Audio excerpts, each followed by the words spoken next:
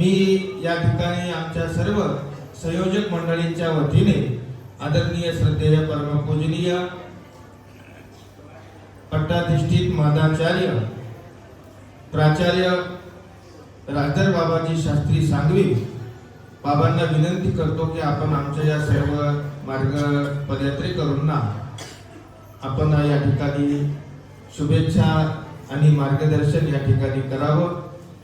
बाबांसाठी आणि बाबांच्या विचारांसाठी आपण एकदा जोरदार ताली वाजवतो. धन्यवाद.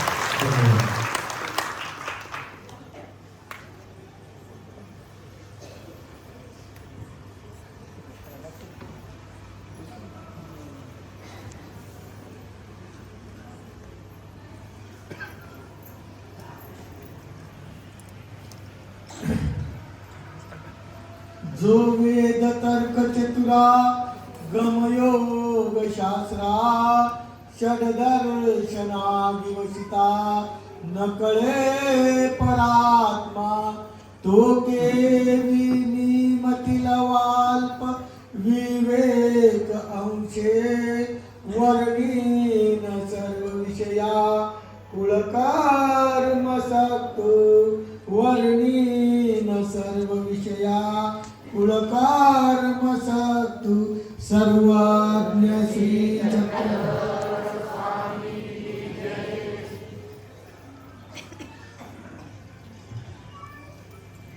आज आमच्या साखळी गावाचा खरोखरच अहोभाग्याचा दिवस आहे. ज्या ठिकाणी वासनिक भिक्षुक संत महंत एकत्रित आलेले आहेत. संघ सांगात समाज प्रबोधन पदयात्रा,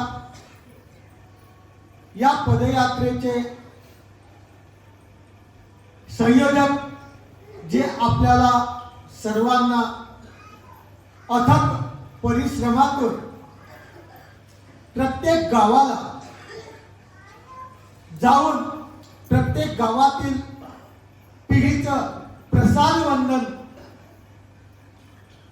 करून घेतात. खरोखर आपण या संचालक मंडळाचा ऋण आयुष्यभर फेडू शकणार नाही. आपण त्यांच्यासाठी एकदा टाळ्या वाजवायच्या. खरोखर आमचे हे संचालक मंडळामध्ये असलेले सर्वच आमचे, त्यामध्ये रमेश दादा आहे, त्यामध्ये दत्तराज दादा आहे, त्यामध्ये मुकुंदराज दादा आहे, असे खूप खूप संत आचार्य महंत आहेत. महेंद्र मुनी आहेत, गोंदव्यास बाबा आहेत, पंडितराज बाबा आहेत, मधुकर दादा आहेत, आणि काही श्याम दादा आहेत, सारंगल बाबा आहेत, मोती बाबा बी आहेत. मला वाटतं ते आज आले नाही. तर अशा माध्यमातून सर्वच संचालक मंडळ आमच्या गावामध्ये आलं आणि धन्य झालो. आमच्या दादांनी आमच्यावर सांगितलं की दररोजचं मळ त्याला कोण रळ, तसंच आमची गत आहे. आम्ही उभं राहिले की तसंच त्यांना वाटतं. परंतु आपल्यासाठी या प्रसाद वंदनाच्या माध्यमातून काही थोडं बोलावं, कारण स्वामी चक्रांनी सांगितलेलं आहे.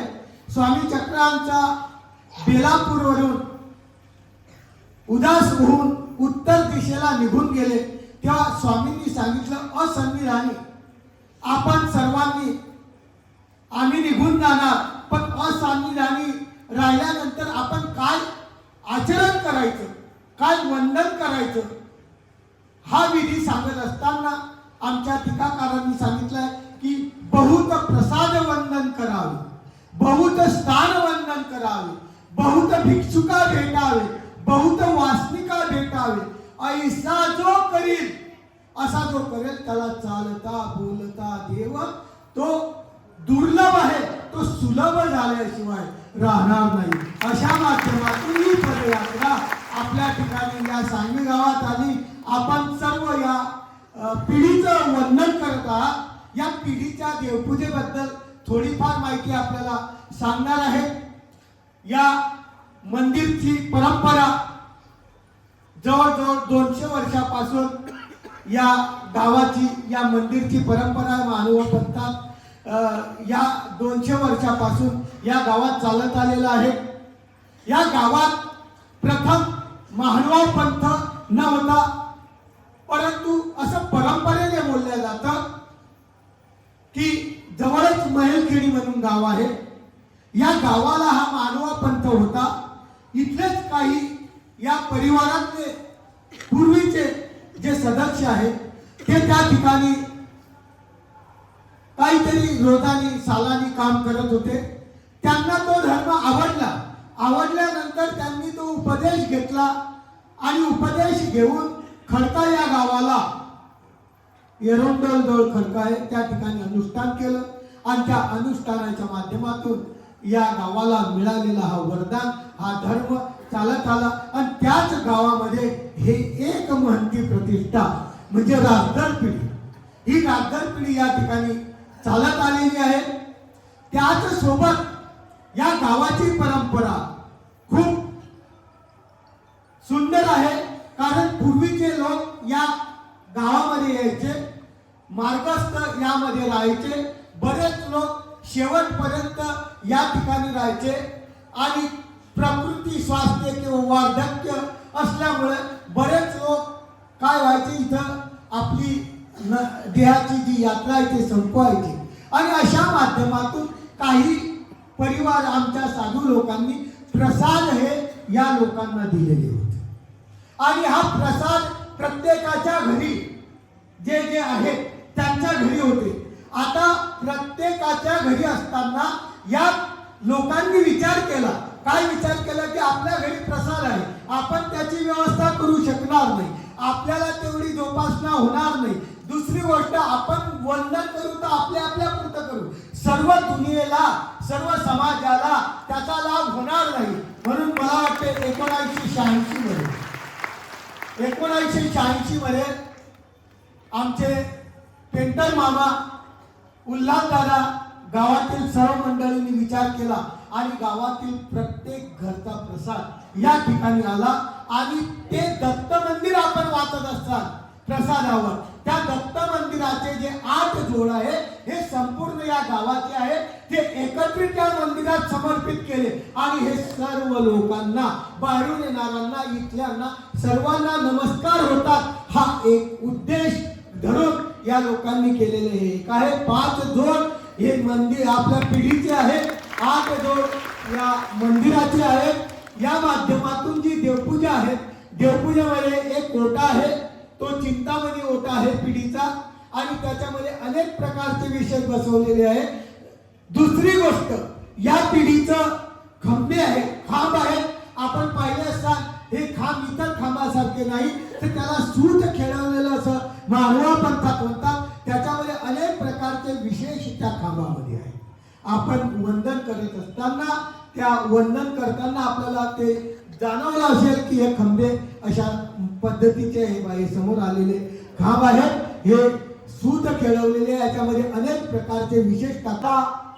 भरवस स्वामी चक्रांनी ज्या ठिकाणी अवतार धारण केला, अवतार धारण करून ज्या महालामध्ये स्वामींचं वास्तव्य होतं, भडज या गावाला, या भडज या गावाला वास्तव्य असताना स्वामी ज्या महालात राहत होते ती पांढरी मूर्त दिसते. ही पांढरी मूर्त त्या राजदर पिढीची आहे आणि ती खरोखर सुंदर अशी आहे. आणि मानवा पंथात फक्त 3च मूर्ती आहेत. त्या 3 मूर्तीपैकी ही एक मूर्त या सांगवी गावाला आहे. अशा माध्यमातून हे असलेलं वंदन आणि आमच्या सांगवी गावाचं कुलदैवत म्हणजे दत्तात्रय प्रभू गावाचा विशेष आम्ही काही देत नाही सहसा लोकांना, परंतु आज असं वाटलं आम्हाला की सर्वांना तो विशेष नमस्कारावा म्हणून तो विशेषही दिला. अशा माध्यमातून ही असलेली वंदनाची माहिती इथपर्यंत पोहोचवली. आपण खरोखर धन्य आहात. आपण घरदार सोडून या ठिकाणी जवळजवळ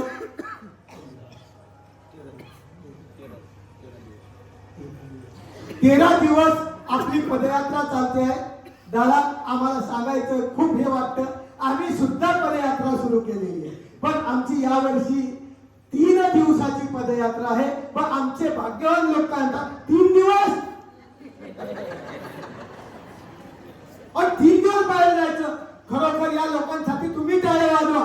13 दिवसापासून त्यांनी घरदार संसार सोडलेला आहे. तुम्हालाही संसार आहे, त्यांनाही संसार. आपल्याला 3 दिवस पदयात्रेला खूप मोठं वाटतं. और जीवनामध्ये स्वामी चक्रांनी आपल्यासाठी परिभ्रमण करून संपूर्ण महाराष्ट्रामध्ये प्रत्येक गावामध्ये जाऊन स्वामींनी तत्वज्ञान आपल्या अंतकरणात परंपरेने चालत चालत टाकलं.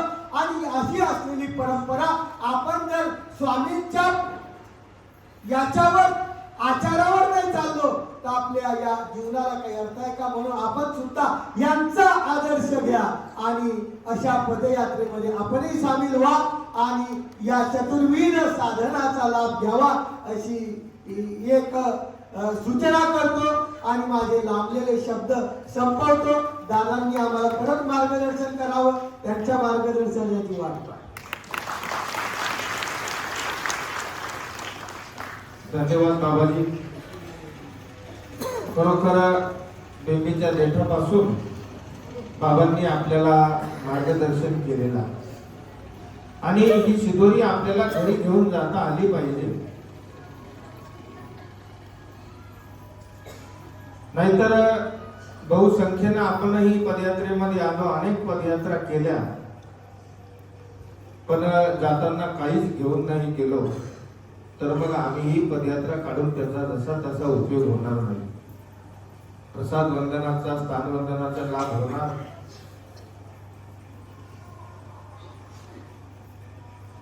जसा तसा लाभ खऱ्या अर्थानं आपल्याला घ्यायचा असेल तर बाबांनी सांगितल्याप्रमाणे की आपल्या अंतःकरणामध्ये तेवढा ओलावा तळमळ असणं.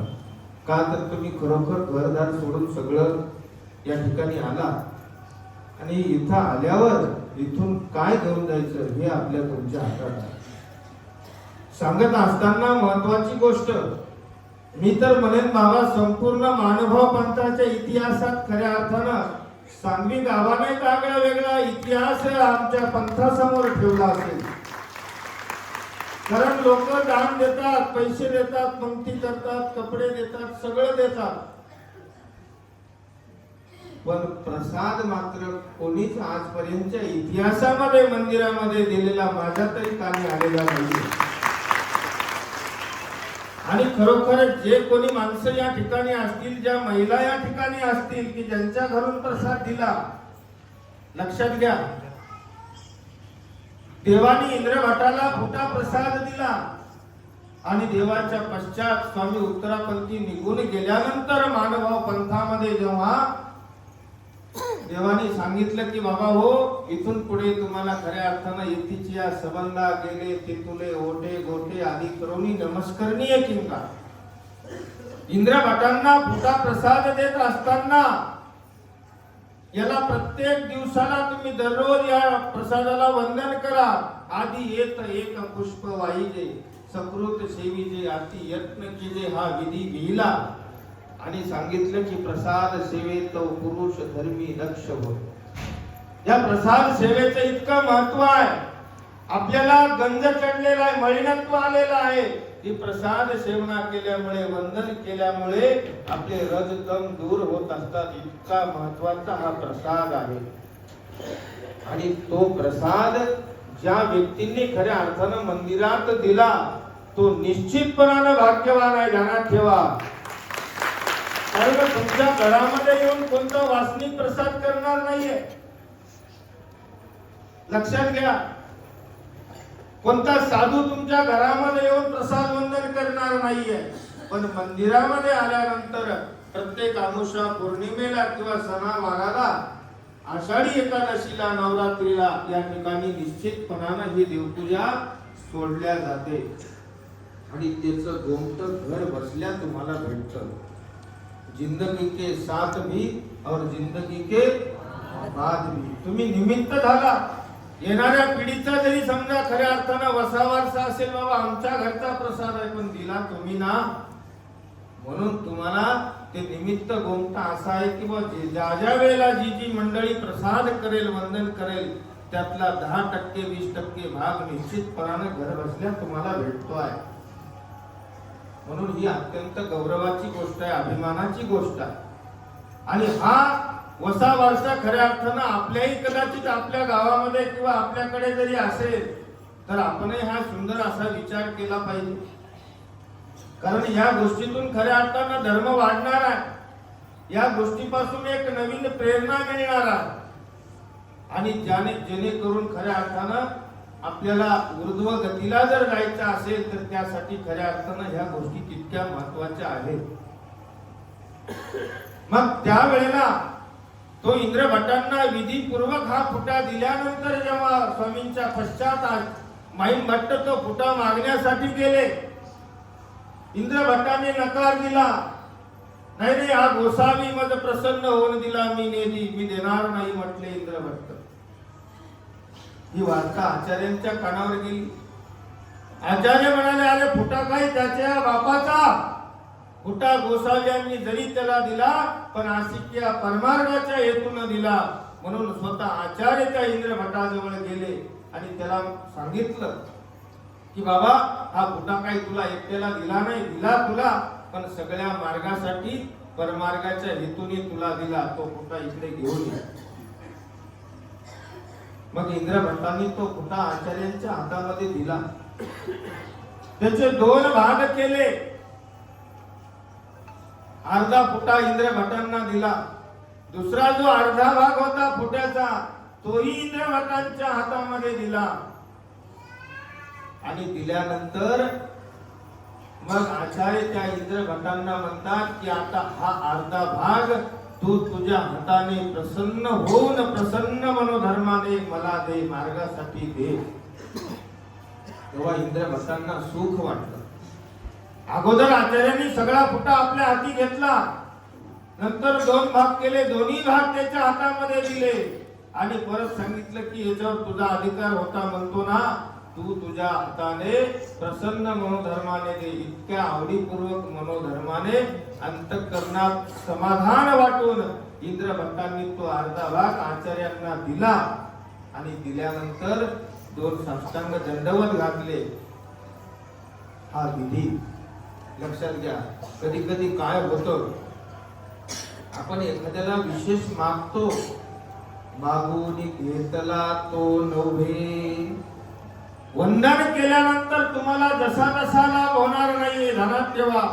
तुम्हाला प्रसन्न होऊन जर कोणी एखाद्याने विशेष दिला आणि तो वंदन करा, त्याचा लाभ वेगळा आहे.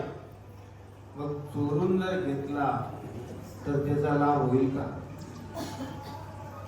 आपण चोर नाही, पण कधी कधी मनात कलुषित भावना उत्पन्न होते की नाही? आणि देवाबद्दल याच्याबद्दल चांगला विशेष दिसला, बांधणी नमस्कारी असलेली दिसली किंवा जुना प्रसाद विशेष दिसला, माणसाला मोह आवरत नाही. म्हणून असं कदाचित जर आपल्या मनामध्ये आलं, आता माझ्याही मनात कधी कधी येतं बरं का बाबा, लय सुंदर विशेष दिसला की बाबा हा विशेष जर आपल्याला भेटला, चोरून घ्यावा असं ना येत बरं का. तुम्हाला वाटत माझ्या मनात येत, जर हा विषय जर बाबांनी जर प्रसन्न होऊन दिला तर किती चांगलं होईल असं मला वाटतं, असं मनात येतं. पण शक्यता कमी असते. तसा विशेष इतका सुंदर जो आपल्याला हवा वाटतो तो विशेष कोणी देणार नाही. बाबा देतील कदाचित, बाबांचे उदाहरण करण आहे. आणि बाबा आमचे गुरु पण आहेत. तुम्हाला सांगितलं बाबा, मी जवळजवळ 3-4 वर्ष बाबांच्या सन्निधानात राहून संस्कृतचं अध्ययन केलं. बाबा गुरु आहे. आज जरी नाही तरी कदाचित काही 10-5 वर्षानं कधी आलो तर बाबा म्हणतील, भाऊ हे घे, राहू दे, तू पण काय नमस्कारच करणार आहे. भेटेल कदाचित, सांगता येत नाही. म्हणून सांगत असताना तुम्हाला हे सांगावं असं वाटतं की बाबा हो, कदाचित तुमच्या मनात अशी भावना जर कधी आली ना, घेऊन घेऊ नका. लक्षात घ्या, तो वंदन करूनही उपयोग होणार नाही. कधीच कुठेही गेला ना तर आपल्याला ही गोष्ट जिंदगीत कधी करायची नाही की बाबा एखादा विषय उचलला खिशात घातला घेऊन गेले, कळाल्यावर तर बदनामी तो भाग वेगळाच वेगळा, पण त्याचा लाभही तुम्हाला होणार नाही. या गोष्टी आपल्याला खऱ्या अर्थानं जीवनामध्ये चांगलं बोलायचं आहे. कोणाचा रुपया ठेवून घेऊ नका. एखाद्याकडून तुम्ही घेतलेले 1500 रुपये त्याला माहित नाही, किंवा कधी कधी आता एखाद्या वेळेस होतं असं, काही काही लोकांचं कसं आहे, हौशे गौशे नवशे सगळ्या प्रकारचे लोक यात्रेत येतात. एखादी कोणाला किती मौल्यवान वस्तू सापडली ना तर ठेवून घेऊ नका, त्याचा भोग तुम्हाला भोगावा लागणार आहे. आलं का लक्षात? पैठणला स्वामींचं वास्तव्य होतं. 2 बाया दररोज स्वामींच्या दर्शनाला यायच्या. एक दिवस रात्री त्यांना स्वप्न पडलं आणि स्वप्नामध्ये एक झाड दिसतंय, झाडाच्या बाजूला एक खड्डा दिसतोय आणि त्या खड्ड्यामध्ये बैल पाय करतोय आणि या बायांना बोलतोय, काय म्हणतोय, आई मला मरण येत नाही, तुम्ही गोसावी यांच्या एका दर्शनाचं पुण्य मला द्या, मी या नरक योनीतून मुक्त होईल. असं प्रत्यक्ष तो बैल त्या बायांना रात्री स्वप्नामध्ये बोलला. आणि बोलल्यानंतर सकाळी त्यांना आठवलं, सगळं स्वप्न पडलेलं, सूचक पडलेलं आठवलं आणि त्यांनी बघितलं तर खरोखर झाड दिसतंय, खड्डा दिसला, खड्ड्याच्या आतमध्ये बघितलं तर बैल दिसतोय.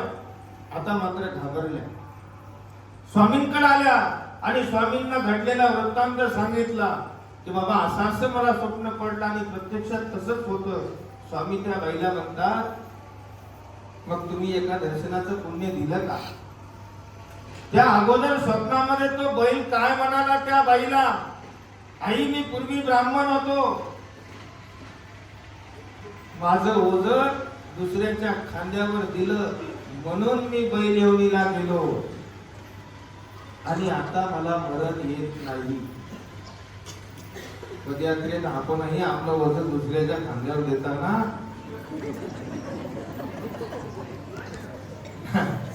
नाही. हा एक भाग झाला.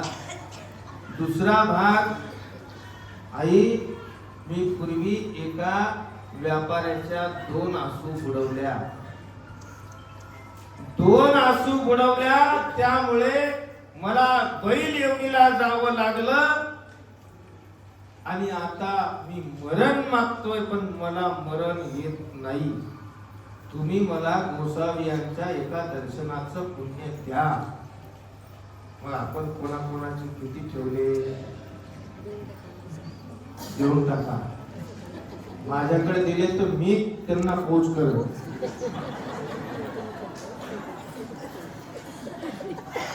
मग स्वामी त्या बायांना असं म्हणतात की बाबा मग तुम्ही एका दर्शनाचं पुण्य दिलं का? तेव्हा ते म्हणले की नाही नाही दिलं नाही. आमचं उन्ह होणार नाही का? आमचं कमी नाही होणार? तेव्हा स्वामी म्हणतात, बाई एका दिव्यापासून 1000 दिवे लावीचे तरी काही पहिल्या दिव्याचा प्रकाश होणार होय?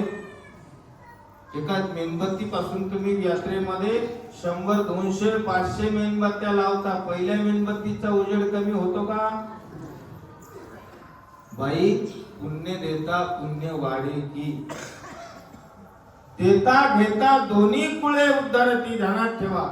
तुम्ही पदयात्रेत आले, या मंडळींनी तुम्हाला आवडीपूर्वक जेवण घातलं, तुम्ही जर त्या ठिकाणी भोजन केलं तर तुम्हालाही त्याचा लाभ आहे आणि यांना तर आहेच आहे, तुम्हालाही त्याचा लाभ. प्रीती विखो होईजे हे देवाचं सूत्र आहे. ते आवडीपूर्वक तुम्हाला खाऊ घालताय, तुम्ही ते आवडीपूर्वक सेवन केलंही पाहिजे. लक्षात ठेवा. नाही तर कोणी कोणी काही काही लोक असं तिसरं मत मांडतात, बाबा पदयात्रेला गेलो, पायी पायी पदयात्रा केली, एवढा देव धर्म केला, तेच खाल्लं, आपलं सारं पुण्य त्यालाच गेलं,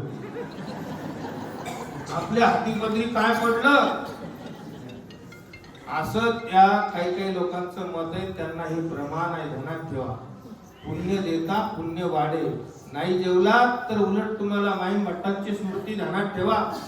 माई मट्ट लीळा शोधत असताना उमाईशाकडे गेले, त्यांनी अभ्यागत वृत्ती केली, खीर बनवली आणि त्या ठिकाणी खीर बनवल्या आवडीपूर्वक माई भट्टांनी खाल्ली नाही. माईन भट्ट म्हणाले बा गोसावी यांनी प्रसाद म्हणून दिलेला लाडू आहे, तो लाडू जर मला द्याल चोरी तर मी खाईल. मग त्यांनी काय केलं, लाडूची जी चुरी होती ती त्या किरीमध्ये टाकली. माईन भट्टांनी तेवढे ती एक एक एक एक शेव उचलून खाल्ली आणि जेवण न करता तिथून निघून गेले. ही गोष्ट आचार्यांना कळाली. आचार्यांना कळाल्यानंतर आचार्यांनी माईन भट्टांना शिक्षा पण केलं आणि परत त्यांच्या ठिकाणी पाठवलं. जा, गोसावी यांचा मनोधर्म होता आणि एखादा जर तुम्हाला आवडीपूर्वक खाऊ घालतोय ना, तुम्ही त्याच्यासोबत असं नाही वागू शकत, तुम्हाला दोष लागेल, ध्यानात ठेवा. म्हणून त्या ठिकाणी त्यांनी परत गेले, प्रसव मोडला, दुःख केलं आणि परत त्यांनी स्वयंपाक बनवून माईन भट्टांना खाऊ घातलं. त्यांचं मन समाधान झालं, संतृप्त झालं. मग पुढे जाऊन जर आपण एखाद्याचं मन दुखवत असाल तर आपल्याला फायदा होईल का? नाही. त्यासाठी महत्वपूर्ण आहे की या गोष्टीचा विचार करा. याच्यातला मतितार्थ मी हा सांगत होतो की बाबा हो, कोणाचा रुपया आपल्यावर कर्ज असेल तो सुद्धा आपल्याला ठेवायचं नाही. या जन्मातलं दिलेलं घेतलेलं याच जन्मात फेडून टाका, नाही तर दुसऱ्या जन्मात. गोष्ट पटली? हा, गोष्ट पटली वा खरी गोष्ट आहे, बरोबर आहे. नाहीतर मग आपण म्हणतो ऋणानुबंध कसा चालत येतो, काही घेणं नाही देणं नाही, भांडण दुसऱ्याचं जण आपल्याच मुस्काटात ठेवून निघून जातो. भांडण दुसऱ्याचा मध्ये गेला येत मार खातून निघून येतो. अरे काही घेणदेण नाही. कसं घेणदेण नाही? मागच्या जन्मीचं ऋण आहे ना भाऊ, ते फेडा लागेल ना. हा, नाही तर कधी कधी एखादा खिसा मारून जातो. सगळे लोक पदयात्रेला आपलाच खिसा मारला, हे ऋण आहे. आता आमच्या एका बाईची एक अंगठी गेली पदयात्रेत आणि कोणतरी तुम्हीच घेतलेली आहे, मध्ये मालूम आहे ना. पण आज प्रवचन झाल्यावर मग मात्र ऑटोमॅटिक पालखीत येणार आहे, एवढं मला माहित आहे. का? कारण ठेवून घ्यायची नाही आपल्याला.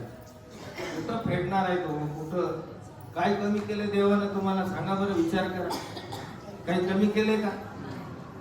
कशाला कोणाचं आपण आलोत कशासाठी, काय करतोय काय, हा विचार तुम्ही करा. मग कदाचित जर तिथंच राहिले असेल तर तिकडूनही आपल्यापर्यंत येईल. पण इथं घेतलेली आहे ती अंगठी पालखीमध्ये रात्री कधी तुम्ही ठेवून द्या, बरोबर. तर तुमची पदयात्रा सफल झाली, ध्यानात ठेवा.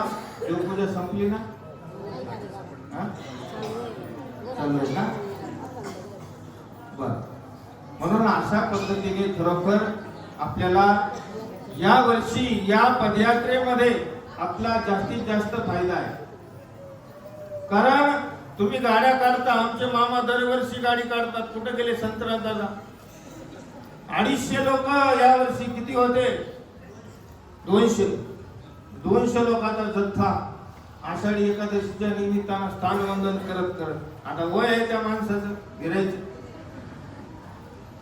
पण धर्म कार्य काही कसली अपेक्षा न करता सगळ्या लोकांना घेऊन 2-2, 3-3 गाड्या ट्रॅव्हल्स हे ते घेऊन संपूर्ण महाराष्ट्र वंदन करून शेवटी बीजगावला येऊन मग घरी जातात.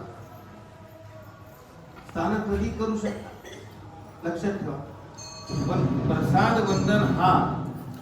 प्रसाद वंदन देवपूजा ही तुम्हाला या यात्रेच्या निमित्तानं, पदयात्रेच्या निमित्तानं, नाहीतर मग कधी कधी काय होतं, मग तुम्हाला काय करता येते ना करता येते म्हणून एखाद दोन समजा असे कर्दम आम्ही सोडतो घरांदा.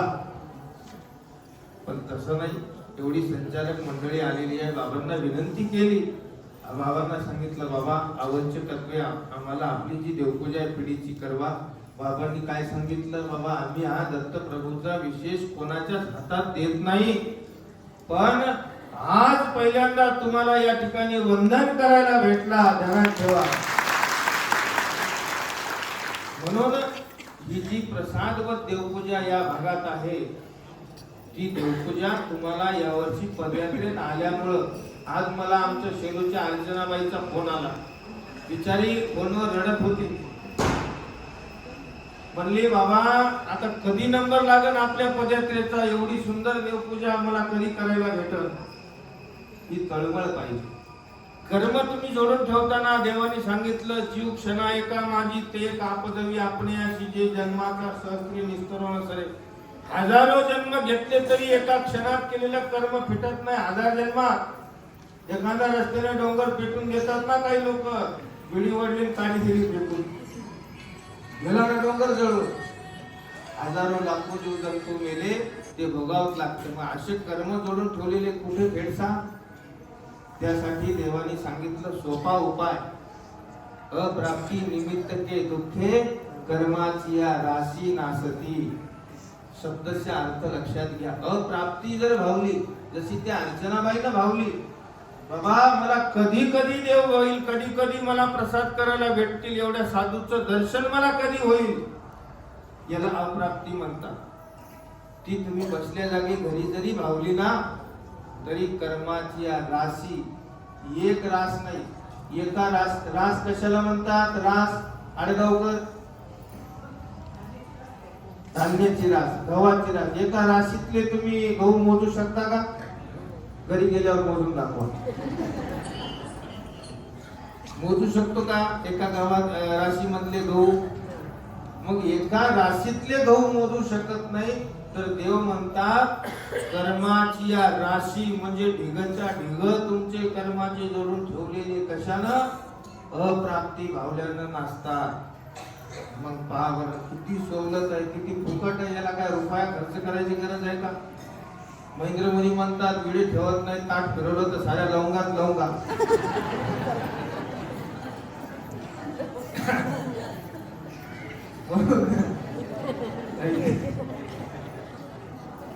मग आता याला काही खर्च करायची गरज आहे का?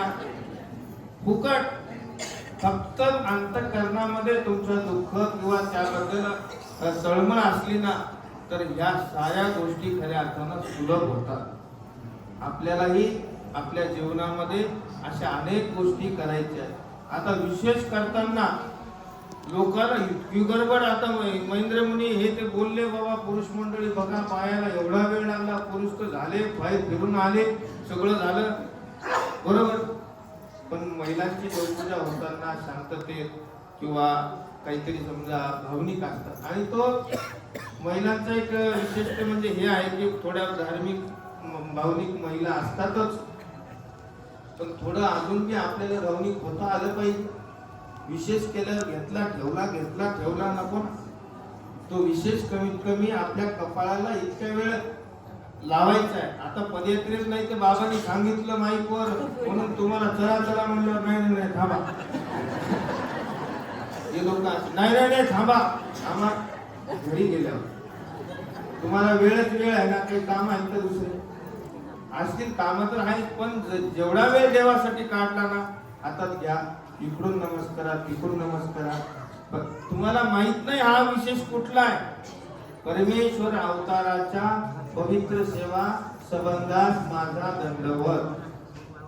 कमीत कमी 10 सेकंद तर कपाळाला लागतो ना म्हणायला, तेवढा वेळ लावायचा, परत दुसऱ्या बाजूला करायचा, परत तिसऱ्या बाजूला करून मग तो विशेष ठेवायचा.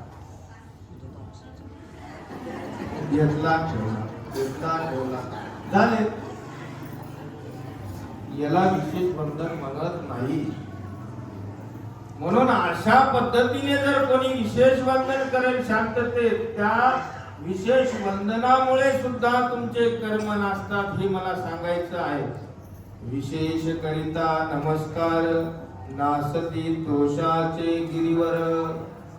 विशेष नमस्कार अशा विधीपूर्वक नमस केल्याने दोषाचे गिरीवर, गिरी म्हणजे पर्वत, पर्वता एवढाले दोष तुमचे विशेष वंदन केल्यामुळे नासून जातात. आता तुम्ही एक डोकेबाज असे माणसं आहेत बाबा, हे म्हणतात आता इकडे जर कर्म केले, हाणल्या लोकांना लाता, संध्याकाळी विशेष तर करणंच आहे आम्हाला.